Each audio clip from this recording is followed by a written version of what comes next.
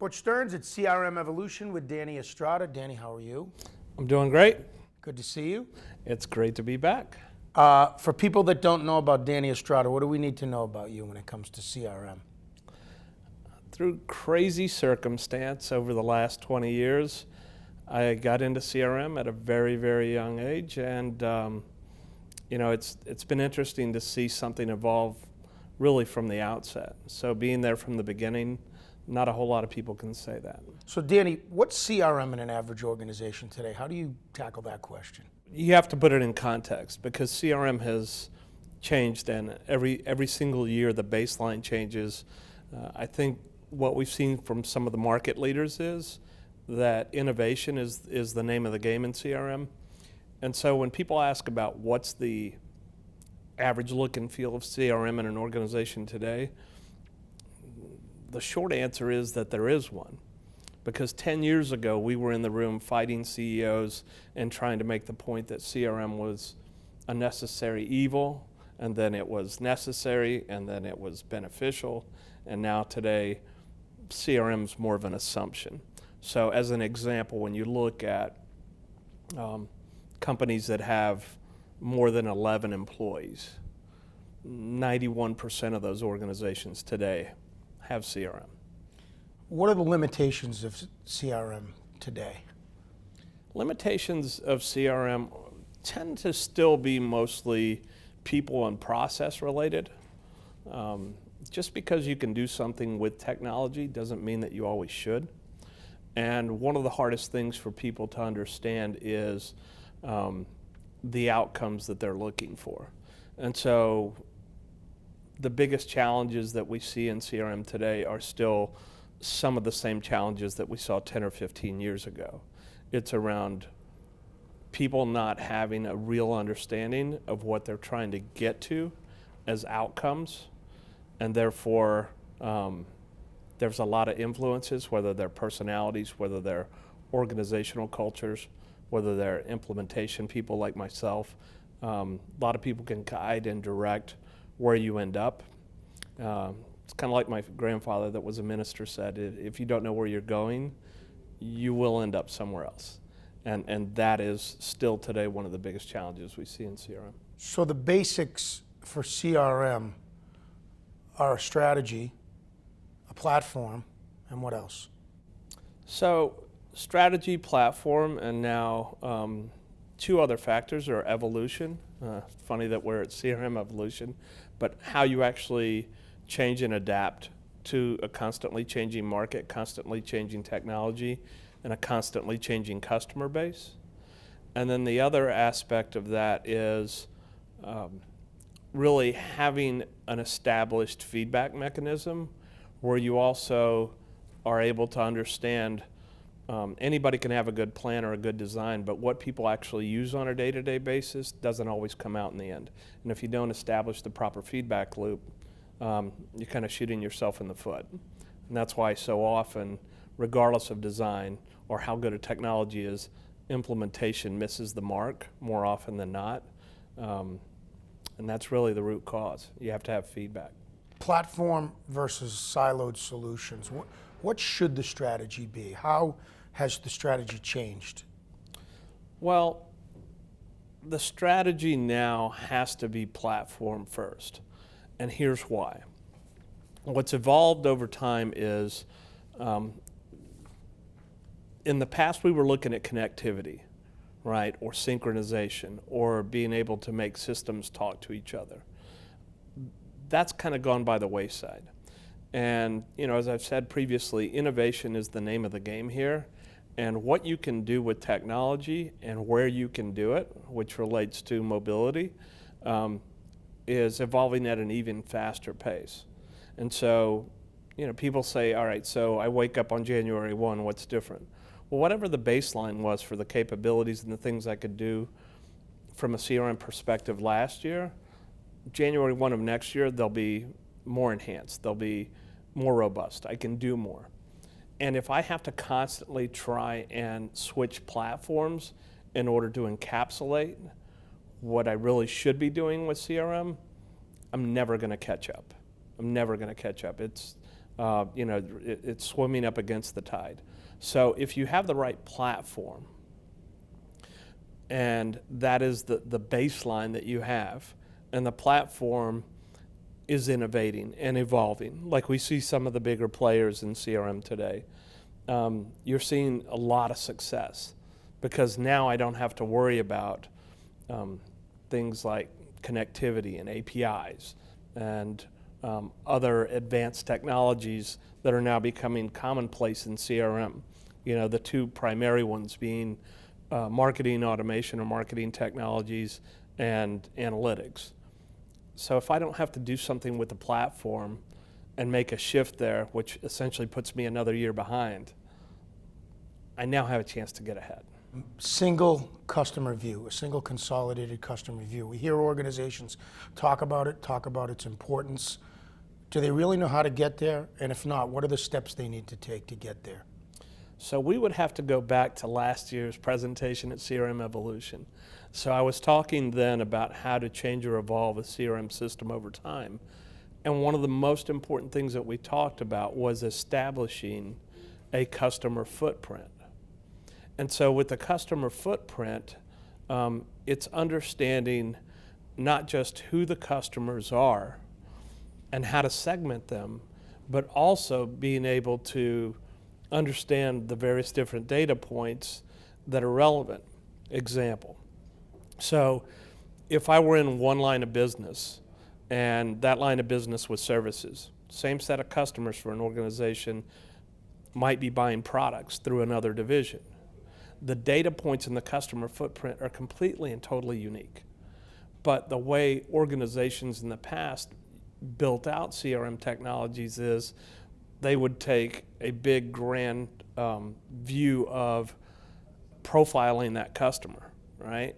And now what you have to do is you have to profile based on the segmentation of what you're serving that customer with. Sort of make a statement to wrap that up. When you say establishing a customer footprint, be more specific or general. What do you mean by a footprint? So when I establish a customer footprint, the first thing that I have to do is I have to understand, again, what are the outcomes? What is it that I'm looking to do with that customer? What is the market opportunity for that customer? Then I have to look at, based on what that tells me, where would I find that customer? And that relates kind of to the top of the funnel or where we are from a marketing perspective. I have to understand the different channels, or essentially, if I want to do a fishing analogy, I have to know which pond to look in to find the fish. And then I need to understand process, because in the old days, everybody was so focused on sales milestones. And that's really upside down from where we are today, because by the time a customer engages in a buying process, 2/3 of the decision is already done. And that's why the marketing piece and profiling that customer up front is so important. When you go ahead and you go further down the line, understanding the touch points and the critical path for customers' acquisition of my products and services rather than my selling of anything, right? Those people that think they're quote unquote selling, they're stuck in an old path. So now when you look at a customer profile and you say, okay, I know who this customer is, I know where they are, I know how they act, I know what their expectations are, I know what they're looking for from me, and at what points in time they're looking for that information, and if I actually have any capability to influence. While you may not be selling, you certainly have the ability to influence.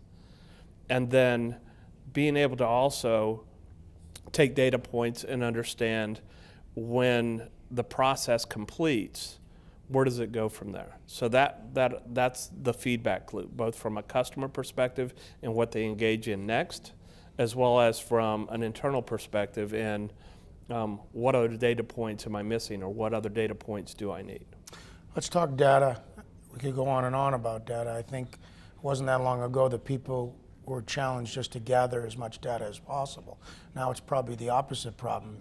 It's really about insight and analysis into the right data at the right time, right? So how do you How are organizations maximizing their use of data? So, long story short, first of all, most organizations today, they're not data scientists. They're not very good with their data.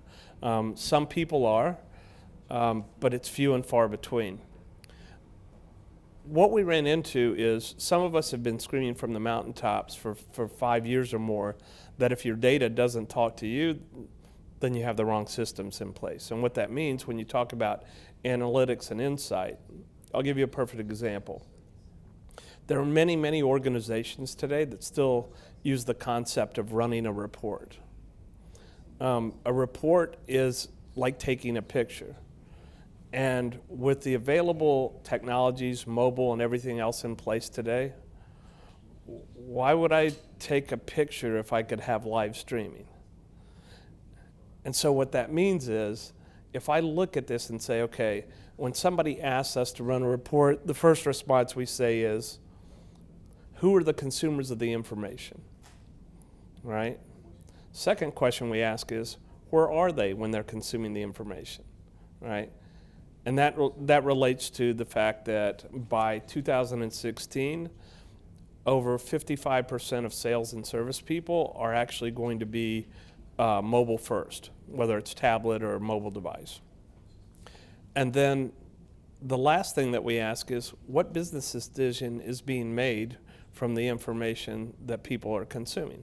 So I know who the consumer of the information is, I know why they need it, and I know what the outcomes are going to be. And when I look at it and I roll that back and I say, okay, from a data perspective, if I had a system or I had analytics or I had insight that would actually tell me those things and then let me discover and see new things when I get a hunch, that's the value of analytics, especially analytics in your hand. Because now I can, if good, sound business people are empowered with the information they need and they can make dynamic decisions faster than their competitors, that's who wins. So you just answered the who, the where, and the why. Let's ask the when. Clearly, real-time customer engagement is an important situation now when it comes to CRM. What are best-of-breed companies doing to maximize real-time customer engagement? So maximizing real-time customer engagement actually comes in a couple different mechanisms. The first one is, marketing automation, right? People ask why omni-channel is so important, ask why marketing automation is so hot. And, we call that an individual's digital DNA. So when I can understand a consumer's digital footprint, if you will, or everything that they do and connect the dots, that can provide me unbelievable insight. So that's the first area.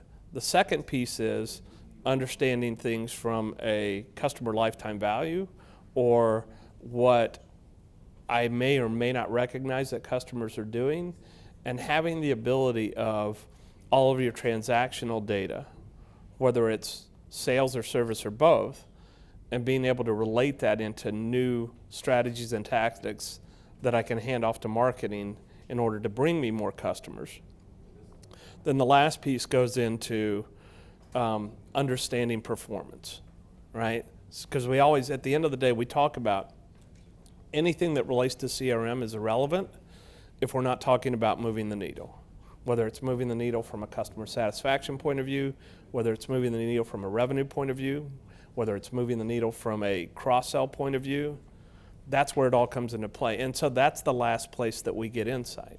Because a lot of times trends are happening before our very eyes, but if we need to dig and dig and dig in order to find that information out, by the time that we understand it, it's already changed. The market moves too fast today. When I say beyond CRM, what does that mean to you? What we're seeing when people always ask the question, because that's the one thing that you'll find at CRM Evolution more than anywhere else. The topics and the conversations that people will have here, you'll start to see play out in all of the software publisher conferences 2 years from now. So when you say what's beyond CRM, is, you're talking about the connectivity and the Internet of Things now. And people say, well, okay, so how does that relate to CRM? Well, CRM is now becoming, more and more than anything, a process engine. It's becoming a filtering engine that enables me to give people the information that they need in order to perform, right? In the old days, it used to be that CRM, the way that we used to look at it, it was to provide visibility to an executive of an organization of how certain parts of the organization, whether it was sales or service, were going to perform. Now it's becoming the spearhead to performance through the control of process, through the delivery of information, and through connecting all types of things that people said could never be connected. So what's beyond CRM? What I think we'll be dealing with 2 years from now is, how do you deal with something that seems to be out of control, right? There will be, when you think about the fact that 90% of all data was created in the last year, how are you going to deal with that? That's what's going to be beyond CRM in the next 2 years. I guess my final question to you, Danny, since you're such a practitioner, is this. If I'm in an organization and I think we're maximizing our CRM, how do I really know? How do we know if we're getting our best bang for our buck? What questions are we asking ourselves? Or what advice do you have for people? Well, I think that kind of leads into the session that I have going this year, right? So I'll be talking this afternoon about delivering a meaningful and effective mobile CRM experience. So when people talk about maximizing anything, whether it's productivity, you look at the line items in a business, and labor is one of the highest costs.